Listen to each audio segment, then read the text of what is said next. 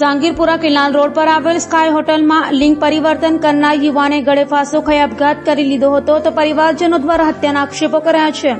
પાલનપુર પાટિયા પાસે આવેલી દીનદયાળ સોસાયટીમાં રહેતા સાહિલ સુખદેવ પટેલે જાંગીરપુરા કેનાલ રોડ પર આવેલ સ્કાય હોટલમાં છતના પંખા સાથે દુપટ્ટો બાંધી ફાંસો ખાઈ આપઘાત કર્યો હતો, જેની જાણ સ્થાનિક પાલ પોલીસને કરાઈ હતી, જેથી પોલીસે સ્થળે દોડી જઈ સાહિલના મૃતદેહને પીએમ અર્થે સિવિલમાં ખસેડ્યો હતો। તો મૃતકના સાહિલે 5 વર્ષ અગાઉ લિંગ પરિવર્તન કરાવી યુવતી બન્યો હતો। હાલ તે કોઈ કામ ધંધો કરતો ન હતો। દરમિયાન મૃતક હોટલમાં તો ક્યારેક પોતાના પરિવાર સાથે રહેતો હતો।